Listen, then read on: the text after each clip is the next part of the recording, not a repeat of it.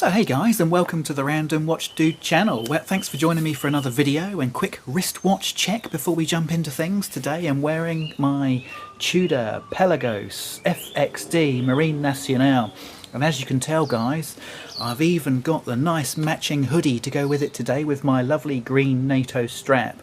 And actually, just on that, the NATO strap that I've got on this FXD is actually a 20mm wide strap, and of course the lug width on the FXD is 22mm, but I actually really like it. I actually quite like the fact that it's a couple of mil under the optimal size. It kind of just sits really nice and cozy on the wrist. I find a 22mm NATO can be a little bit too wide sometimes.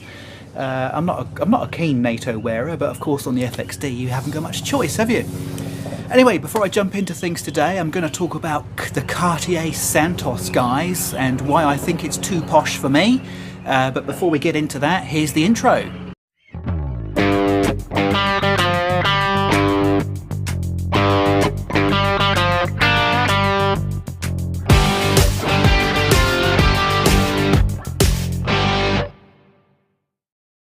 Yeah, so guys, the Cartier Santos, or the Cartier de Santos, as some of you like to call it.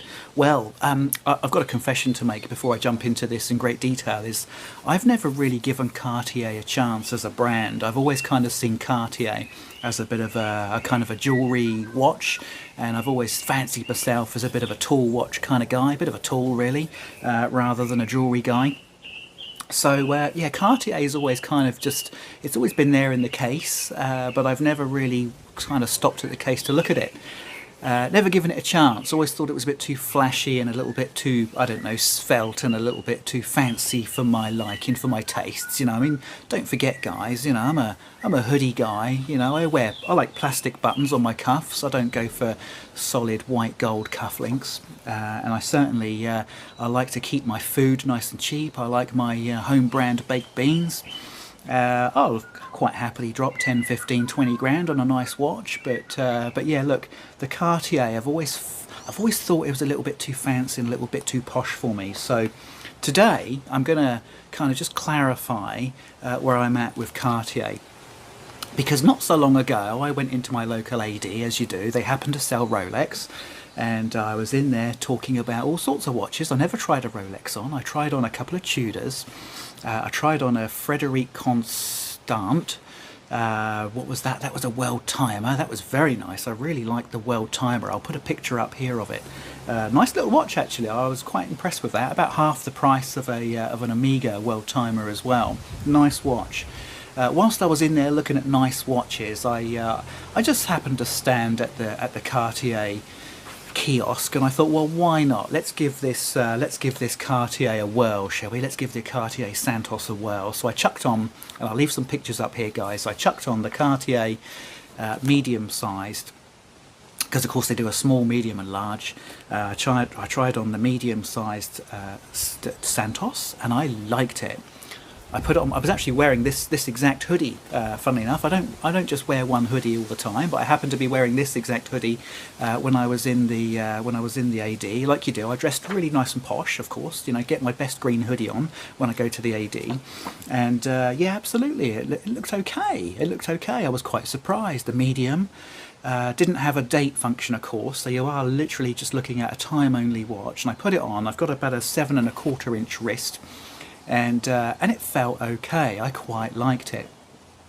Surprisingly impressed, actually, with how it felt. I tried on the large. Now the large has the benefit, of course, not only of being larger, but it also has the date function. It was okay, but it felt big. And of course, I looked at the tank. I looked at the tank. It was down there in the case, and I thought, you know what? I don't even want to try the tank on. It's not for me at all. Very, very blocky and small, and just a little bit too effeminate for me. Anyway, I did like the Cartier Santos Medium, to the point where I thought, I quite like the two-tone too. I quite like that little splash of gold. That worked really well. And it changed my mind. I thought, yeah, okay, I'm liking this. I'm liking these posh watches now. I'm liking this posh look. So I put the watches down and I went away, and I thought, you know what? I think my next watch might be a Cartier Santos Medium. And how often have you guys done that? You've gone and tried a watch on that you've never really given the time of day in the past, and when you actually try it on and put it on your wrist, you suddenly think, oh yeah, okay, I quite like this. This has surprised me. I might buy this. You know, it's something a bit different to add to my collection. So guys, I as you do, I didn't make an impulse purchase, although I'm sure they would have quite happily sold me any of the Cartiers that they had in the case at the time, because they were all for sale. You don't have to go on a wait list. I went home and I did my due diligence, and I kind of looked into the, you know, the movement details. I'm not so really bothered about the history. I know some people get a bit hung up about the history, and the Santos was the first aviator watch or whatever it is. But no, I'm sorry guys, I'm not really interested in that at all. But what really interested me is the technical aspects of the watch.